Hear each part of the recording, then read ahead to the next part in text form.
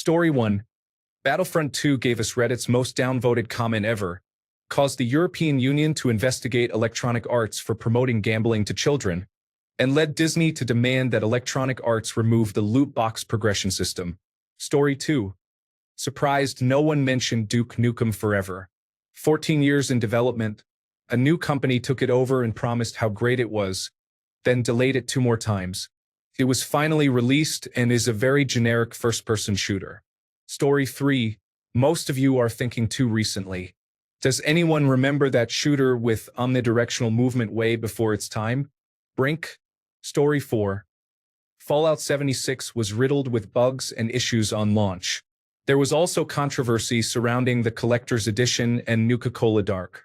Story 5. Eastern Time for sure, but in my actual experience it was the Diablo 3 release.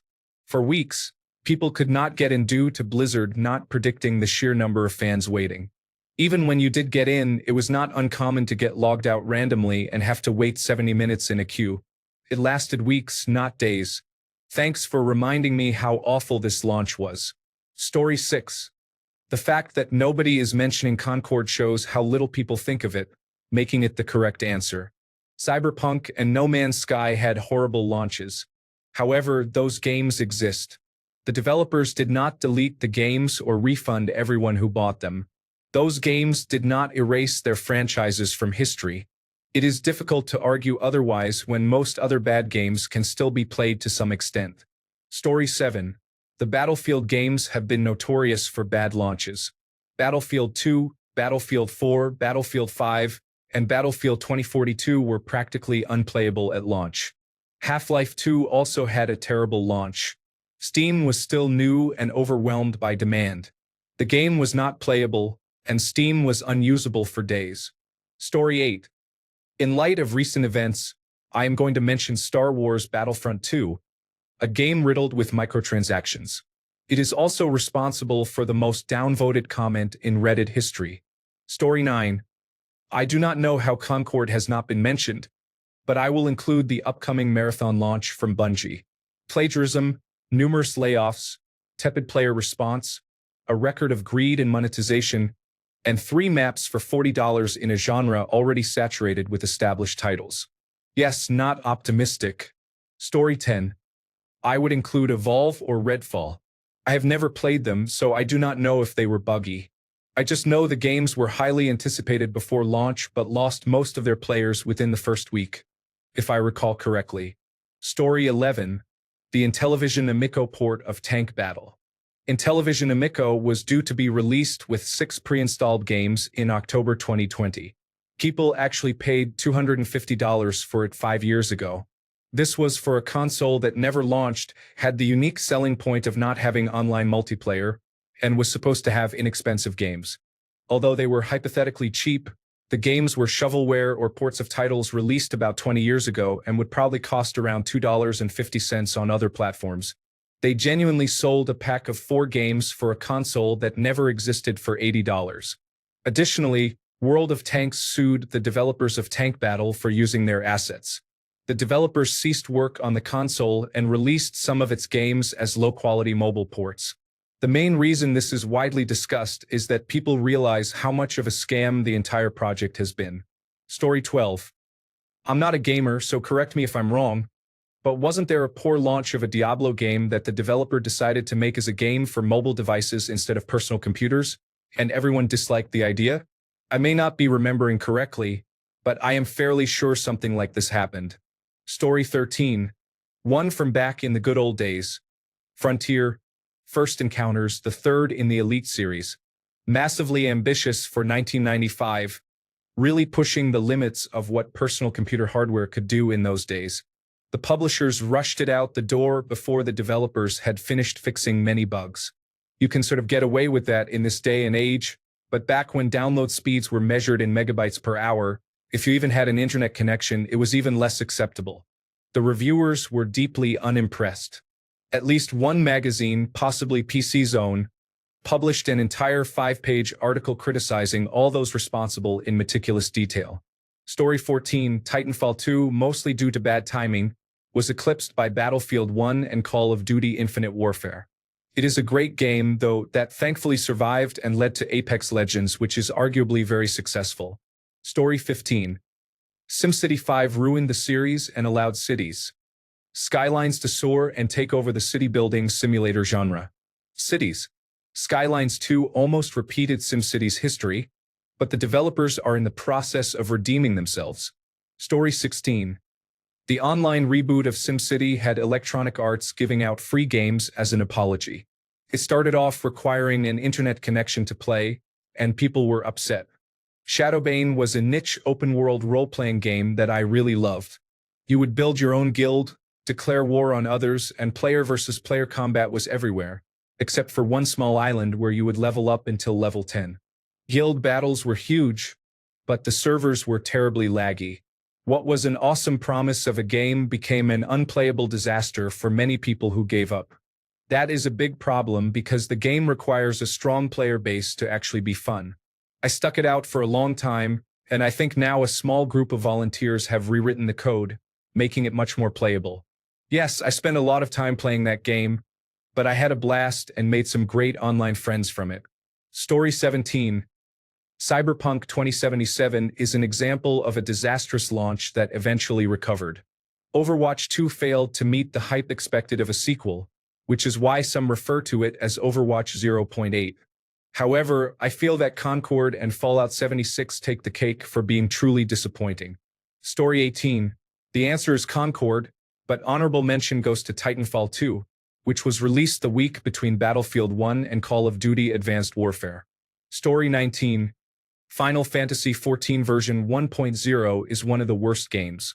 It was so bad that the developers had to cancel it and hire a new person to remake it. Story 20. Asheron's Call 2. First, it was a bad idea to start with. To leech players from your own massively multiplayer online game with another one just a couple of years after its launch was a mistake. Then to rush it to market so early that the chat was not even working. Shipping a massively multiplayer online game without working chat. Then they had no late game content, barely any middle or beginning game content.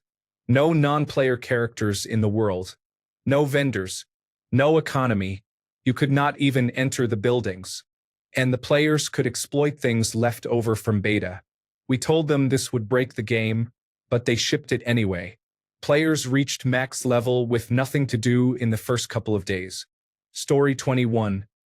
Atlas was so terrible it was hilarious. It did not have as much hype as some of the games mentioned here, but it was absolutely in a worse launch state than anything I have ever played. Story 22. Probably not the worst, but still quite bad was Battlefield 2042. Described as a love letter to the fans, it removed everything that made Battlefield unique. Story 23. Battlefield 4 was in a rough state when it first launched.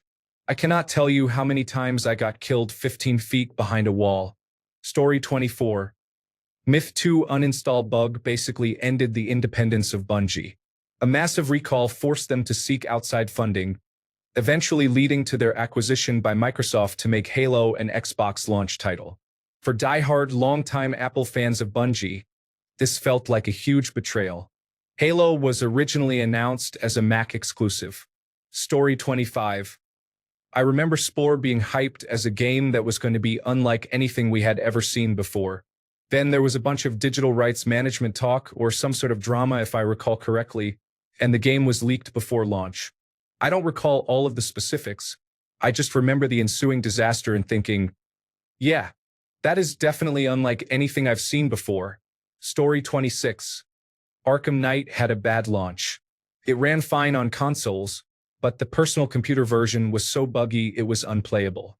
They repeatedly tried to fix it, but it could not be done, so they dropped it completely. At least people were given refunds. Story 27. Skull and Bones. So many years, so many studios, so many changes, only to launch a half-baked game when they could have just launched a standalone ship combat game from Assassin's Creed Black Flag. Story 28. Halo Master Chief Collection Online was down for a couple of days after launch. All I wanted to do was play ranked. Story 29. Myth 2 was a potential dead man's switch for your computer, so Bungie had to spend hundreds of thousands of dollars they did not have to basically recall, refit, and replace every copy of the game before they even made it to the stores.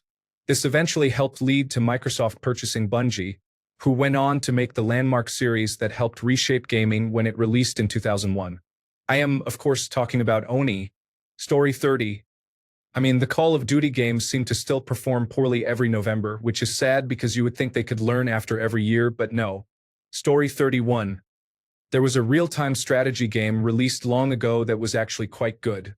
It sold almost no copies and is now considered abandonware because it was released just a few days after StarCraft 2. The game is called Ruse. That may be the most disastrous launch of a game that I know of, aside from some other high-profile examples mentioned in this discussion. Story 32. Friday the 13th. The servers were absolute disasters for the first 2 months. Out of every 10 games I started, maybe only 2 could be completed, if any. The developers were overwhelmed by the number of people wanting to play their game.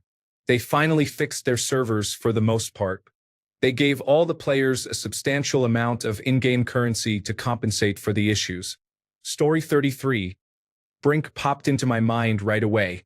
There was huge hype for a game launched fine on personal computers with dedicated servers, but it launched basically unplayable on consoles and stayed unplayable long enough to pretty much kill the game immediately. Any first-person shooter game since then that has had parkour is one I have at least given a chance to. The potential was there and the core game was good. The map design was not great, but that could have been improved if they had actually launched with a functioning console version. Story 34.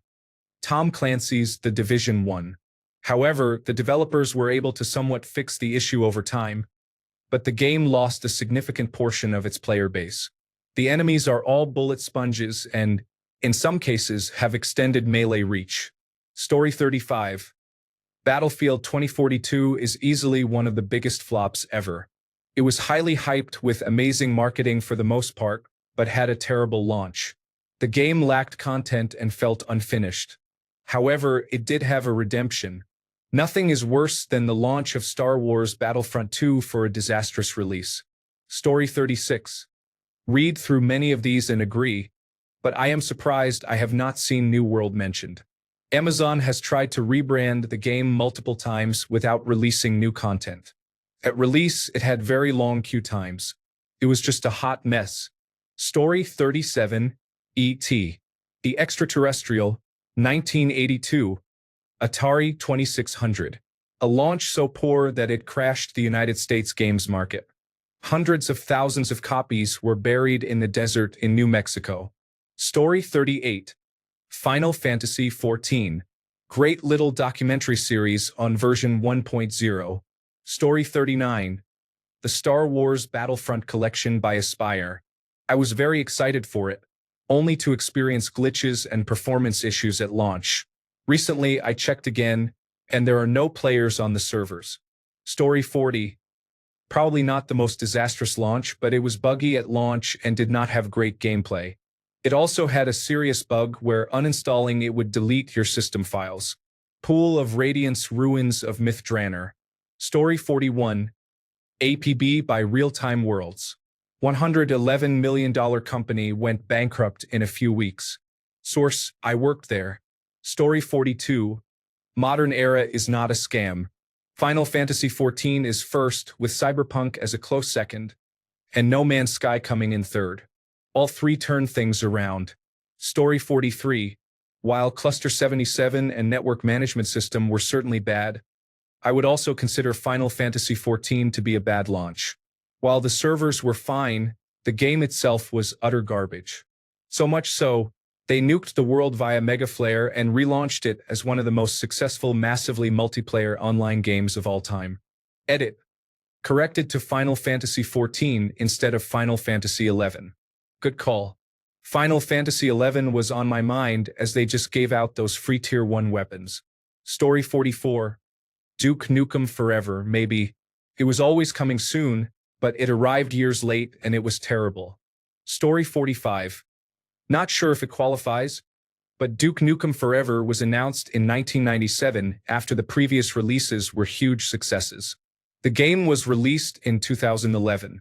It became a running joke whether Nuclear Fusion would arrive first.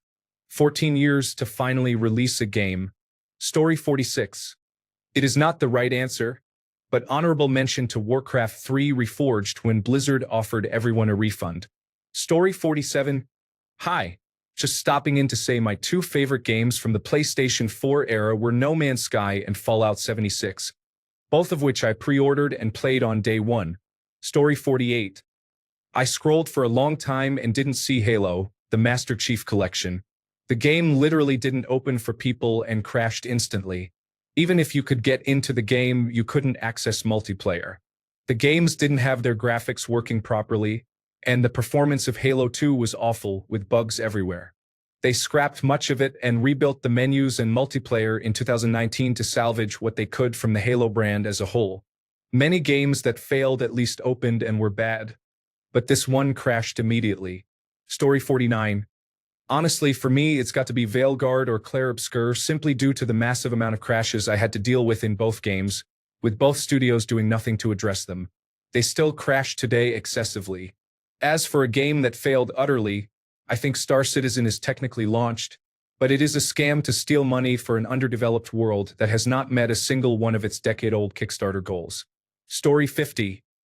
Concord is the real answer for currently inactive games.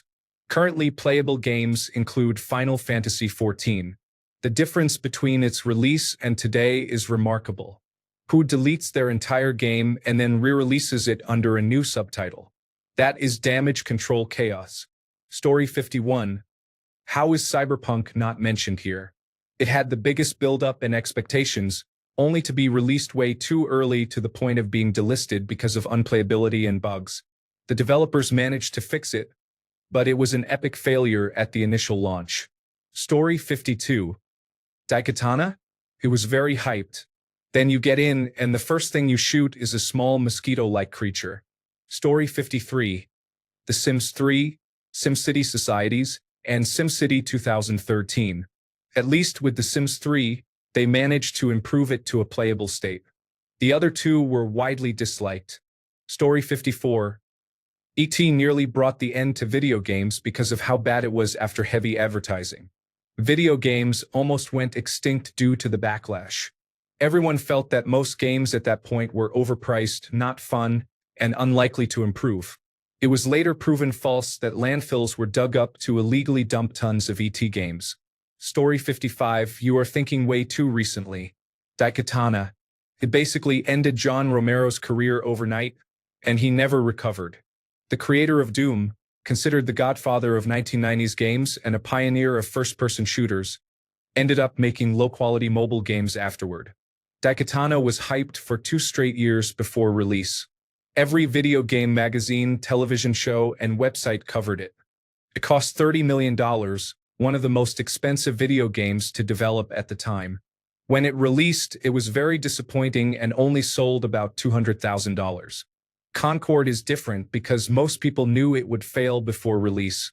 It was no surprise that it failed as badly as it did. Everyone thought Daikatana was going to be the best game ever. Story 56. Browser game. One of the worst was Greenland's relaunch. It does not exist anymore. Story 57. How is it not Cyberpunk? I have never seen people actually be allowed to return an open video game for a full refund. Story 58. I will go with Final Fantasy XIV 1.0, a game so bland and empty they remade it from the ground up. I actually enjoyed what little content they had. Version 1.0 was still fun for me. Story 59. Cyberpunk had a terrible launch with many refunds. Took a long time for the game to become stable. It is a great game nowadays. Story 60. One not-so-obvious example is Final Fantasy XIV version 1.0. It was so bad that it tarnished the reputation of the current Final Fantasy XIV forever. Story 61. College Football 25. Probably the most anticipated sports game in over a decade. People took launch week off work expecting to spend all day playing Dynasty mode. Pre-sales set records for sports games, generating a lot of hype. It turned out that every reviewer omitted the blatantly obvious missing features. Many features were unexplained. The game felt like it had fewer features than its predecessor from a decade earlier. A solid launch could have earned Electronic Arts a tremendous amount of goodwill with the North American sports market. Instead, College Football 26 is probably destined for record low sales. Story 62. I'm going to say Fallout 76 over Cyberpunk 2077 for a couple of reasons. Cyberpunk 2077, story-wise as well as content-wise, was fine. If anything, Cyberpunk 2077 was, to be accurate, disappointing due to not living up to the hype that CD Projekt Red was putting out. There was one scandal, then it was done. Yes, it had frame rate issues and performance problems, but I wouldn't consider that nearly as comparable to the all-encompassing disaster that was Fallout 76. Everything that could go wrong at Bethesda did. From the ground up, their design decisions were creatively and morally bankrupt from top to bottom, and everyone knew it. From the storm of bugs, server crashes, T-posing, and lack of human non-playable characters, Fallout 76 wasn't just a disastrous launch. It was an experience that just kept going. We had a company that was so mismanaged they couldn't even get a mock Nuka rum bottle right. All they had to do was create a glass bottle, mass-produce it, and put some subpar rum into the bottle. Call it a day. But they made it all plastic, which broke, and according to them cost more than if they had just made glass. Then, on top of that, their poor customer support was on full display. Over and over, the problems for Fallout 76 just didn't stop coming. There was the collector's edition debacle that spawned not one, but two controversies for the price of one. The infamous canvas bag and the fact that the power armor helmet had mold in certain batches. And then there was the Atom Shop with the illegal on-sale items. There is something for everybody in the atomic disaster that was Fallout 76. Bugs, bad management, greedy publisher, microtransaction hellscape, corporate stupidity, and lawsuits galore. Thanks a bunch for sticking around till the end of the video. Remember to subscribe, and until next time, stay awesome and goodbye.